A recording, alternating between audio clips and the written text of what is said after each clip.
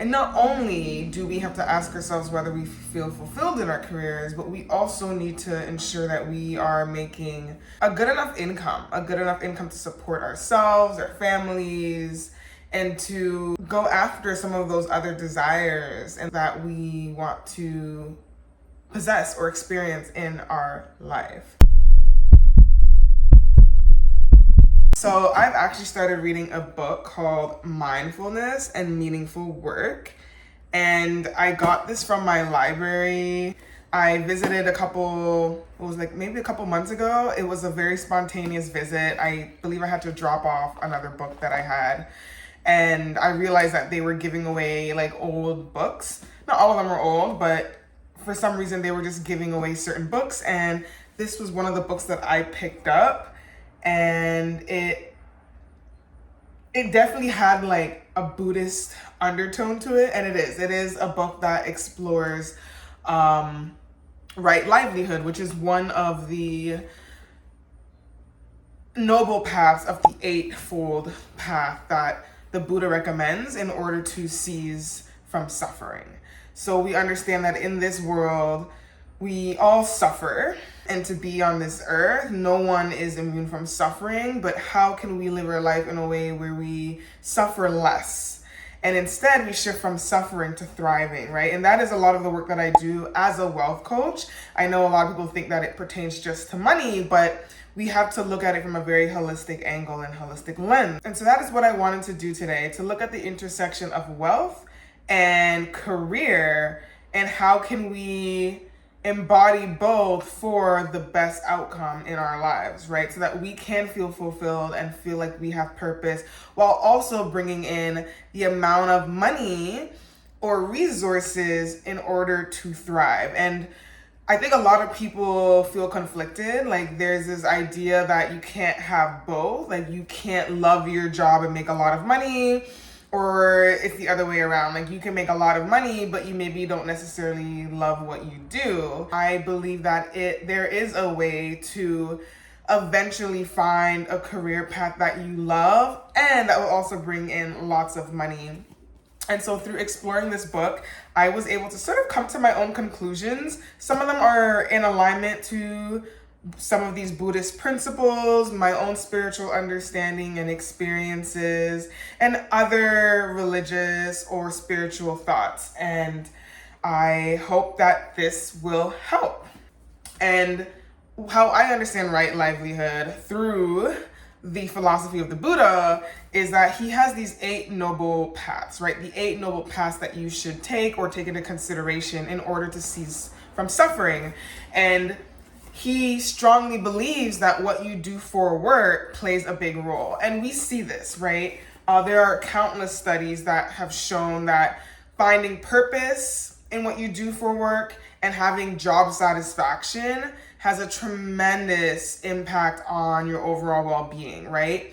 Someone who hates their job is more likely to be depressed, anxious. Same thing for someone who doesn't feel fulfilled in life. They're kind of like just going where the wind blows. They don't really feel any satisfaction in the work that they're doing. I feel like a lot of us have experienced that in our lives and maybe still do, right? Like, I just need this job because I need to make money and feed my kids, and it's not necessarily something that you're doing that is really lighting you up, right? That is really filling you up. And the downsides to that is that it can really have a negative impact on how you see the world, how you see yourself, and how you show up. So someone who's depressed and anxious, we already know how much of a negative impact that will also have on your finances, the way that you relate to your money, maybe the decisions, the way that you spend your money, right? A lot of us sometimes impulsively spend our money, or we spend out of a need to fill certain voids, some of the insecurities that we have,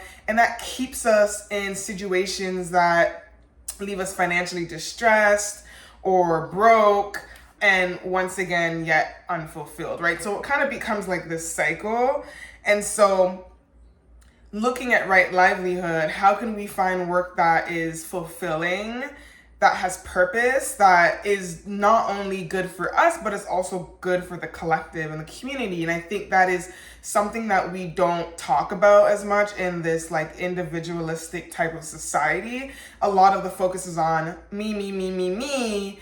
And we don't really look deeper to see how are my actions and the way that I'm of service to others also an extension or shows up as an extension in my community or in society. How do my actions affect other people, right? And it's sort of this selfish way of seeing ourselves and where we fit in the world without actually looking at what the world needs. The Buddha actually talks about 5 harmful trades, which was really interesting. So like 5 trades that you don't want to be caught in. And I think this is maybe a bit controversial for some people, but the first one is trading in weapons, which makes sense. Weapons are used to kill. It's a way to incite violence. You can't really incite violence without some sort of weapon. Although you don't really need a weapon to kill someone. You know, people can kill someone with their bare hands. And so we want to minimize being in professions that create those materials or the objects themselves that are going to eventually kill someone, right? So someone who is creating weapons right now, probably not the right path to livelihood. Actually, oh my God, okay, so I have this story. So last week I was in Kingston, Ontario. I was doing some farm work for this like exchange program, and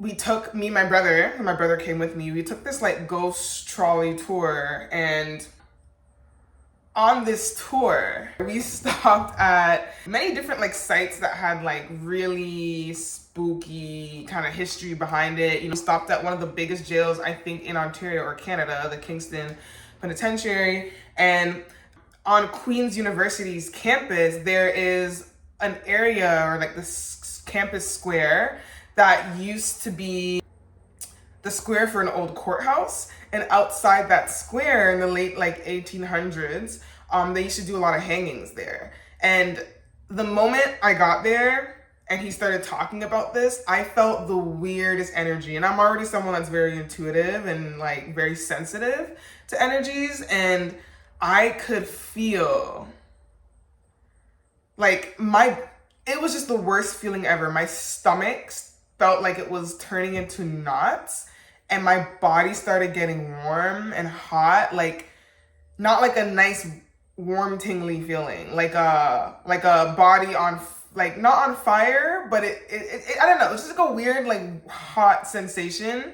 And I turned to my brother and I was like, I don't like the energy here. It feels weird, like my stomach hurts. I felt super, super, super sick. Like my energy was just draining from me. And he was talking about the people that had those jobs, the people that had to handle the gallows. You'd call it the gallows, where you set up the stage and you have the floorboards that would drop, and then you have the rope that would hang, and you would have to technically kill the person, right? And a lot of people would come to these gatherings because back then it was seen as entertainment. I'm not even gonna get into like how that is entertainment to watch somebody die.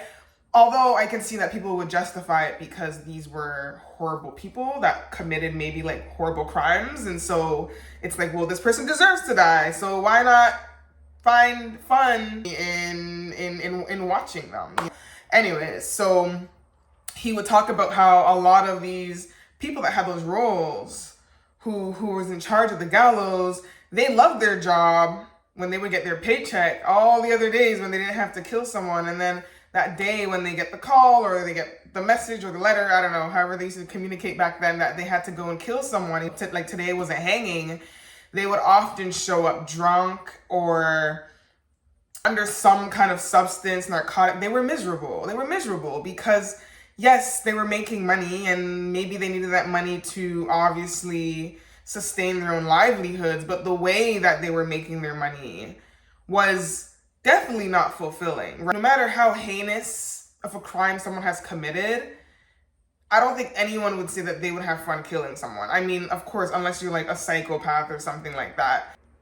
And just to know, like, it's still hard. You're taking a life, whether the person deserves it or not. And so a lot of these people, they probably suffer from a lot of I wouldn't say like specific certain mental illnesses, but I'm pretty sure they didn't live the happiest life. And so that's kind of how I see Right Livelihood. It's like, yes, there are so many ways to make money, but are you going to choose to do it the right way? And you may not see the benefits of doing it right in the moment, but over time, you will see how certain jobs can wear and tear on your soul, your joy, the love you choose to have for yourself, the love you choose to have for others.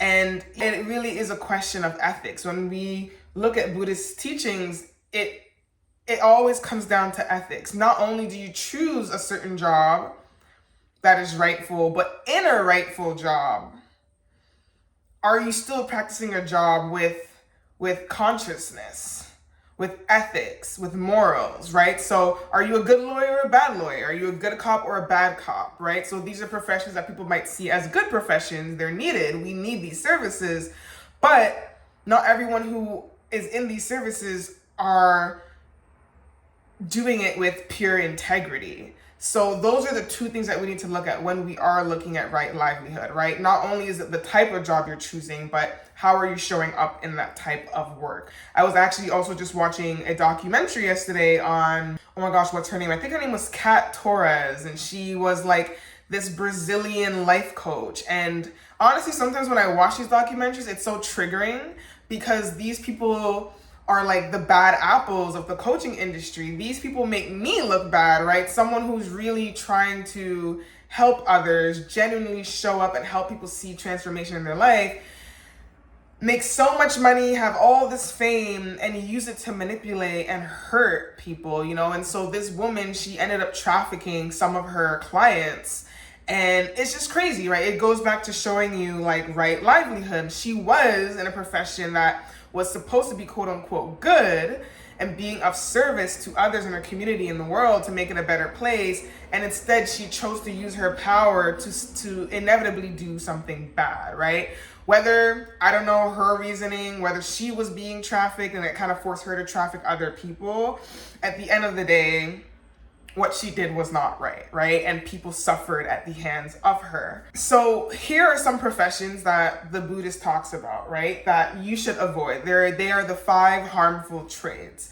So trading in weapons, trading in human beings, trading in meat. So anyone that is raising cattle to slaughter them, which is interesting because I feel like for a long time humans have been doing that, right? Buddhist teachings, certain East or South Asian teachings, religious teachings, and spiritual teachings have a high fervor for animals. They care a lot about animals and they see animals as also having a soul.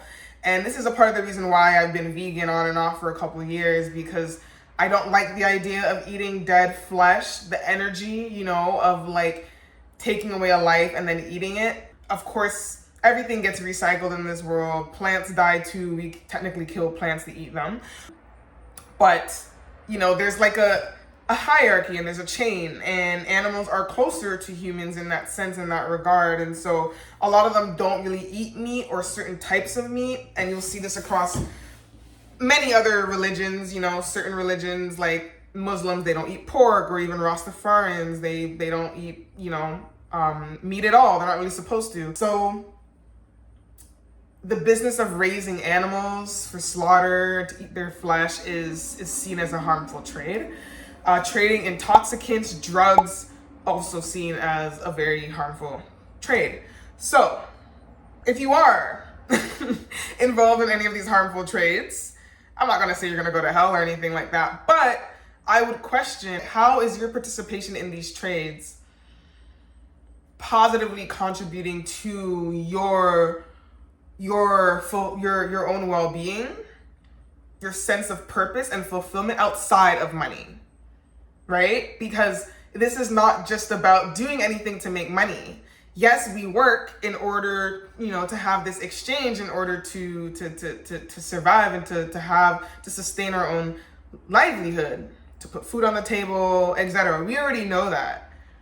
But outside of that, how does this job make you feel? And I think that is what the Buddha is trying to ask us, right? right livelihood. You can live any kind of way you want, but how do you live the righteous way? What does the righteous way look like? What does it feel like? Then he actually also talks about 4 things that conduce happiness to a household or a person in a household. Because a lot of people think, oh, the Buddha didn't touch on politics or social issues and money. Everything was just about being happy and spiritual, but all these things are all encompassing, right? You can't talk about one topic without the other. They are all interconnected. And so he knew that. And so he talked about the four things that conduce happiness in a household. And the first thing is being skilled and efficient, being good at something, knowing that you're good at something, and being energized by the work in which you do, right? So this is what we were talking about in terms of meaningful work, finding joy, loving the work that you do is one part of it, right? That is going to be really, really important. Then the second concept is protecting one's earned income. So back then there was like a lot of theft, and even to this day we see instances of theft and crimes by people taking, money from others. So he talked about really protecting your money. For me in this day and age, I would say that looks like, putting your money away in a bank, in a savings, or in a safe at home. If you do have precious metals, things like that, finding ways to protect your income. And setting boundaries too around who has access to your money and who doesn't, right? 3 is having good friends to help stay away from the path of evil. Oh my gosh, this is a big one. I need to make a video on this because your network is your net worth. Who you surround yourself with. My grandma has always preached this to me from young, and I'm someone that I can say I've been very blessed and very lucky to have great friends. God, for whatever reason, I have met some shitty people in life, but majority of people that have been in my life have been great examples, great leaders, great people to have around. And if I never had them around, I would not be the person that I am today. I'm not even going to say good or bad people, because every person that has come into my life has taught me whatever necessary lessons, right? But damn, there are certain friends that will lead you down very bad roads, and there are friends that are going to lead you down very good ones. And you have to be very mindful and discerning as to which type of friend that is. And, he really believed that. And this idea that friends can be moral support and provide guidance. And so associating yourself with wise people, with virtuous people, is also going to surround you with that energy and that frequency of good things to come into your life and help you to cultivate ethical and good behavior, right? When your friends are doing good, it's going to motivate you to want to also do good. If your friends are doing bad and they're championing doing bad, then you're probably going to want to champion being bad too, right? We see this in terms of people growing up in certain environments, especially being a woman of color. I know that in the Black community, we are more likely to be born into poverty. And in being born in poverty, the environments that poverty nourishes isn't really the best for self-development, for personal development, and for optimal growth. And sometimes it is the people in those environments. Sometimes it is just the environment itself. Like when you look at the buildings, they're run down and the infrastructure doesn't look like a place where someone would want to thrive. So physically and spiritually and socially, we need to be very mindful of our environment because it can make a huge impact in the type of life that we live. Then his last idea for what can conduce happiness is spending reasonably. So actually the Buddha taught us to budget, right? To spend reasonably within the amount of income that you receive. So not to just squander all your money away once you get it, but to be smart with your money, to put some aside for a rainy day, to avoid debts and any kind of financial distress. You don't have to be super rich, but you don't have to be super poor either and abject yourself to poverty and homelessness. Find a medium, a happy medium, and you should be fine. At the end of the day, wealth is going to come and go. So yes, it is important to have a job that brings in a decent amount of income, or a great amount of an abundance of good income. But also do not forget about what is associated with that money, the money that is coming in. How does it make you feel? Is it purposeful outside of the money that you are receiving? Do you love what you do if you weren't gonna make money? Some people ask that question too. If you weren't making money, would you still do this? If you made no money from butchering animals, from selling drugs, would you still do it? Probably not, right? So why are you doing it? It's coming back to that foundation of right livelihood. You can choose to do anything, because there are a lot of things that will bring in money. But is it conducive? Will it be conducive to your happiness if money wasn't even there, right? 2, my second point when it comes to, figuring out your wealth and in alignment with a career is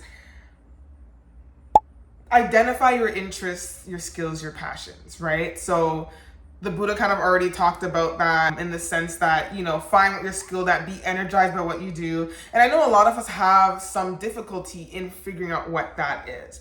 And even me, there are times where I feel like I'm still sort of evolving as a person. My interests are evolving. They change, they fluctuate at given times.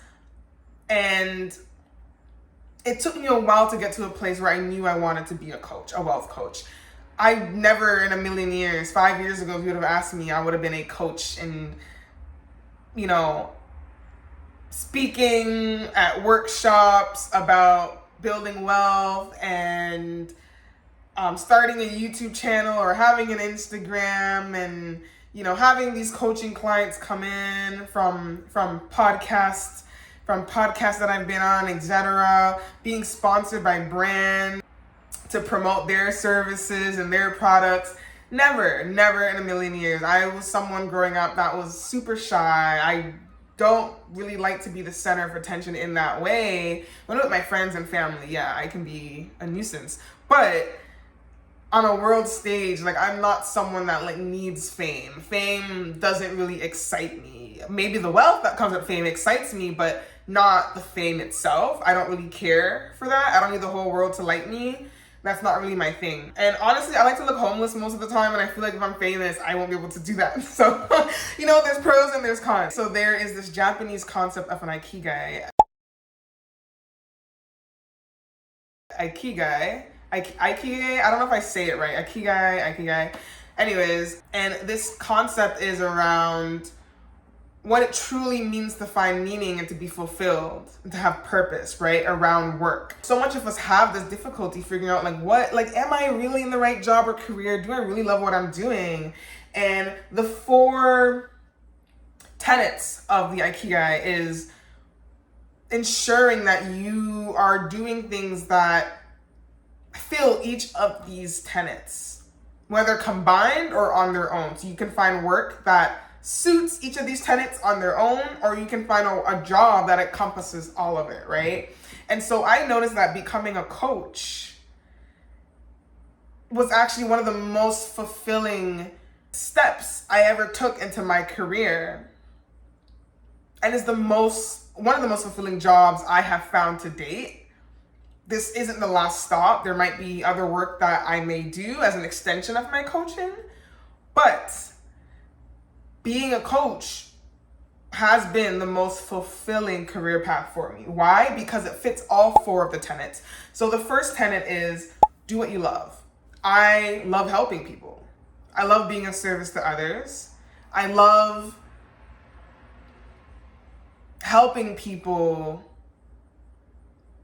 get to their goalpost, right? I love helping people find their way out of suffering into a place where they can thrive. I love helping people that can't help themselves. Second tenet, what are you good at? I am also really good at some people may argue I'm not good at listening, but if I'm getting paid to listen, I'm damn good at listening. But I am really good at strategy. I'm really good at seeing what's not working and figuring out how to make it work. Really, really, really good at that. I'm really good at making plans and organizing. Out of my friend group, I'm not outside as much, but back in the day, I was the friend that was always the center of making the plans. Everyone would rely on me to make plans, which I at some point started to resent, because it's like, hey, you guys can also try to help me make plans too, but I usually am the person in a group who's like, okay, here's what we're gonna do, A, B, C, D, E, F, G, X, Y, Z, right? So these are some traits that I naturally have. And there are also skills and things that I've improved and fine-tuned over time. So I am good at being a coach because of those traits and those skills that I already embody. I care. It's a really good trait to have, someone that's caring, someone that has integrity. And those are all extensions of the type of person that I am, and how that is seen luminously through the work that I do. Third tenet is what the world needs. Damn right, I am a coach because I recognize that the world needs more hope. The world needs more healers, more leaders. The world needs women that look like me, that are helping other women to build wealth, to be confident when it comes to their finances, to be more knowledgeable when it comes to their finances, to seek the transformation in their lives, to accomplish their dreams, and to see the outcomes and their desires. The world needs more people that care. And once again, I can do that through being a coach, right? Then the fourth tenet is what you can get paid for. This is the last tenet, and somewhat the least and the most important piece, right? Because the money comes last. Like, I mentioned all the other three tenets, and the last tenet is, can you get paid for it, right? And sometimes you can't get paid for the things that you love to do, but I found a profession, which is coaching. Maybe even I'm thinking of, becoming a licensed therapist and taking, my degree and certifications a bit further as a coach, but I can also get paid for coaching, for consulting, for being a listening ear, for helping people to strategize, for helping people to make plans in their business, in their lives. So, if I'm talking about fulfilling my Ikigai and finding a sense of purpose and fulfillment, I've already found it. And I know I've already found it. And as a coach, that is why I want to help other people to find it for themselves too, right? So take a look at your own life and ask yourself those questions. What do you love? For me, when I was younger, I always knew I loved writing. I loved dancing in the mirror. I loved reading. Those were like my three things. Those are my three hobbies and things I love to do. I wasn't like a huge TV person. I never watched a lot of Disney movies growing up. I still haven't watched some of these Disney movies that most people have seen. I don't know. My childhood was weird. I was reading books. And so I know that's what I love. In my spare time, that's what I'm doing. I'm spending time outside. As an adult, I've grown to love the outdoors a bit more. I love hiking. I love, spending time with my friends. That was something I've actually always loved too as a child, people in my life. I love being with friends, family members. That's important to me. I see myself as pretty family oriented, right? And so I think, not to say that, because you love reading, your profession as an adult has to be with books, but that can give you a little bit of insight into what you might love to do. I also loved playing video games growing up, and I could have went in the direction of being in some kind of profession within the field or discipline of the video game industry. And I just think a lot of it is that I never was curious enough. I never really thought it was a viable pathway, because most of us are most of us are brainwashed to think that certain types of professions are better than others, right? And so growing up, you're championed to go after the really good jobs, like being a lawyer or a doctor or even a teacher or an engineer, and anything outside of that is kind of like frowned upon, or like you're not really gonna have a great life, or you're not gonna be as fulfilled in your job because you're not gonna be making a lot of money, right? It always comes down to a lot of money. But who cares, And I think a part of my job as a wealth coach is to help you still create that life of abundance, no matter how much money you have. So you should still be able to be happy in life with $20,000, with $50,000, with $100,000. Okay, $20,000 is pretty much like, it probably is a stretch, and it's probably not enough in our day and age to get by, unless there's other ways that you're being resourced, like maybe you're living with family and you don't have to account for certain expenses. But we look at that. As a wealth coach, I have to look at your life holistically and decide on the type of person that you are and what you value. Is this income coming in going to be enough? And what do you want to do with this income? And can this income provide for some of the things that you need? And a little bit of your desires and your wants, right? So that, looking at what I love, looking at what I'm good at, ask your friends, what are things that they've praised you for? What does the world need more of? When you look at the world and you see suffering, what do you think the world needs more of, right?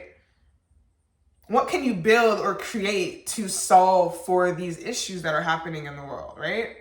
And then what can you get paid for? There are a lot of things you can get paid for, but we also need to make sure that the other three tenets are there. And I actually talk a lot about this as well. If you really need help on identifying or defining like what kind of career path will be best for you outside of just your alignment with wealth and how much money you can make from certain professions, please check out a video that I created on this, talking about the 3 ways to find a career path that's right for you.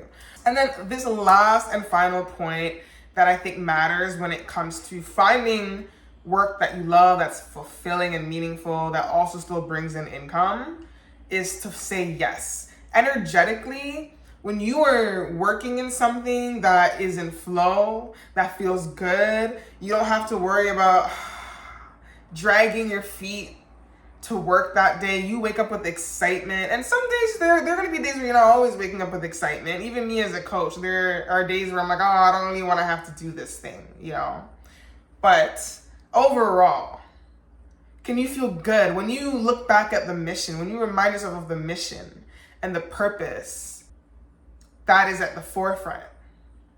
That is the driving force for what you do. Can you be content with it? Are you satisfied with that? And for me, I think I've learned that any work that I do, it has to light me up moving forward. I'm not going to take on something that doesn't feel good. It's very hard for me to turn down jobs because I'm someone that, I love money. I always want to make sure money's coming in. I remember even in university, high school, the moment I got my first job, I never wanted to be without money again, because I saw the power in being able to have this resource reward me with some of the things that I wanted in life, right? Outside of just the basic necessities. I'm someone that likes to travel, I like to eat out with my friends. So I realized how important money was so that I can enjoy in those luxuries, And so when I don't have money, I feel kind of robbed because I'm not able to do those things, And it's taken work to remind myself that I don't also need those things in order to find happiness, and I need to learn to find happiness outside of that. But I was always someone that was like, I would take any job just so that I can have money coming in, And I think that's actually a problem, because sometimes I block myself from better opportunities because I'm so quick to take on anything so that I can have money coming in, right? And it's desperation. And we see people that are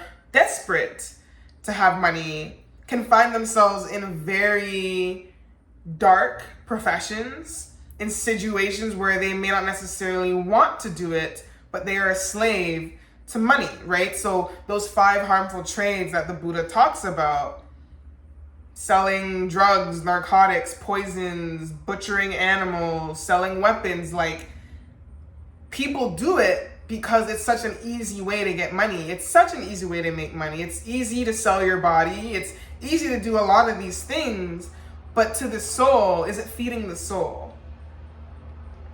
Is trafficking another human making the world a better place? And so yes, we have to look at, you know, do you want clean money or dirty money? It's totally up to you, and you can decide how you want to live your life. But at the end of the day, really ask yourself, are you happy? Are you happy with what you're doing? And most people that are in those roles or professions and trades are not happy, right? So I think for me, it's been an eye-opener. It's not that I've ever involved myself in any of those trades, but I've literally worked at factory jobs drawing pickles, you know, and actually the job that I had right before I quit to become a full-time coach was a really good job. I was an admin for a not-for-profit that was doing a lot of disaster response across the globe and in, you know, third world countries, and helping to alleviate poverty. It was such a great organization and environment to be a part of, but I wasn't finding fulfillment because I felt like I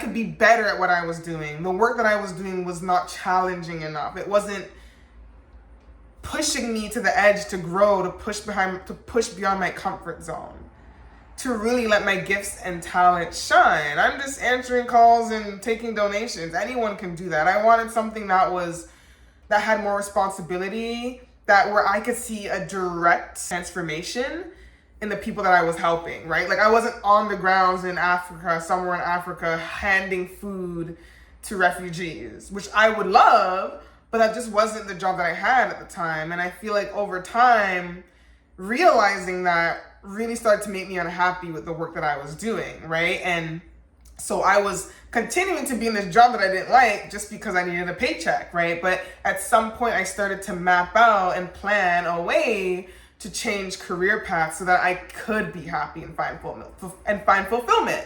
And this is also to say that your desire for that your career path will evolve over time, and what feels good to you will also evolve over time. So right now, coaching is a yes for me. You know, having a YouTube channel is a yes for me. That lights me up.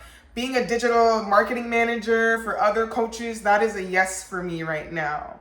And those are the things that I am currently doing as a way to bring in income. Maybe it's not as much income as I would like right now, but I feel good about what I'm doing, and I know patience and time is on my side, and God will see me through. If this is what I'm supposed to do, I will be well-resourced and taken care of, right? And that has been my situation thus far, you know? Quitting my job in 2020, that same job that I hated, I started to drag my feet to, I quit and shifted into my business full time. And without making that jump, I had no guarantee of money coming in. I mean, we never have a guarantee of money coming in, but I had no immediate sense of what kind of money was going to come in, if I was going to get a client. I had my first few clients, but I wasn't sure if it was going to be enough to live on my own for a whole year downtown Toronto in a major metropolitan city.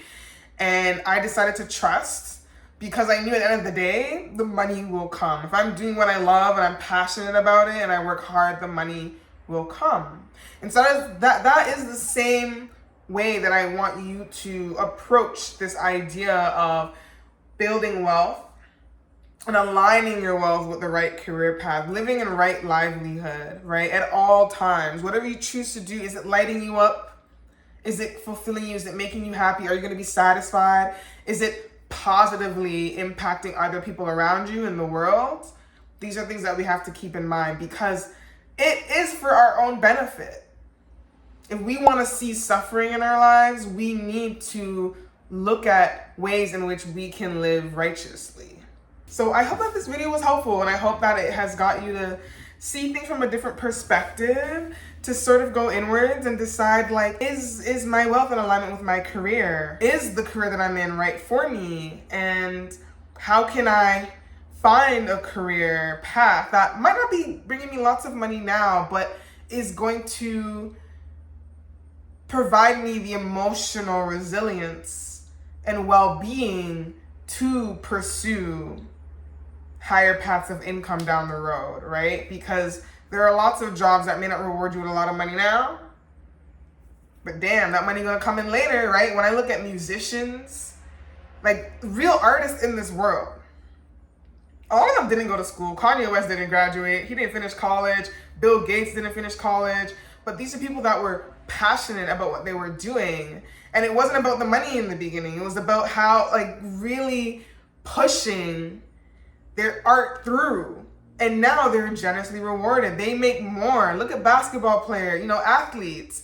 Literally, basketball players make so much money, it makes my blood boil. Like, the fact that there are people doing real hard work, real impactful work in this world and are making little to nothing. And then someone just bounces a ball around and makes millions of dollars a year.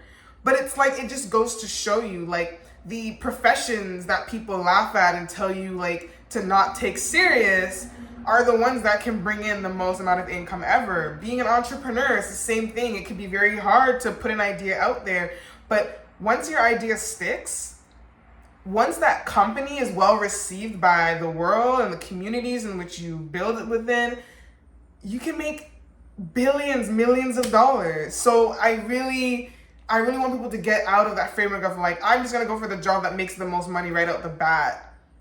Or I'm just gonna choose this job because it makes a lot of money. Like, there are ways that you can always be resourceful. You don't even have to have one job. You can have multiple different things going for you that bring in income. And as long as you continue to do things that light you up and that feel good, this is in essence how you will come to nobly walk the fifth path out of the Eightfold pathway, which is right livelihood. Please, in the comments below, share with me if this video today resonated with you. Do you feel more confident? Do you feel more empowered to change jobs? Do you feel more empowered to quit that job and start a business and to finally do what you're passionate about? Do you feel inspired to just go out there and volunteer, be of service to your community? Maybe you haven't done something without the need to be paid in a while. Maybe you just want to be of service.